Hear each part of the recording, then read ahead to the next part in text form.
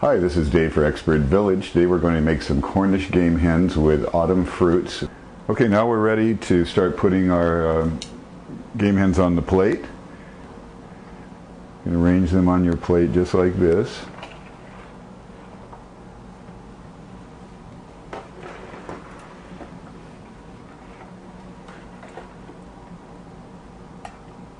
Just any way you like. It looks so abundant when it's on a plate like this. Your guests will love this.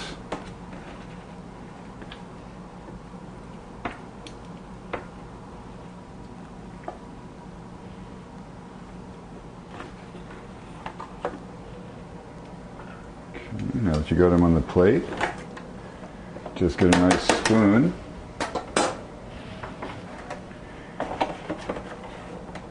And just arrange your fruits around it.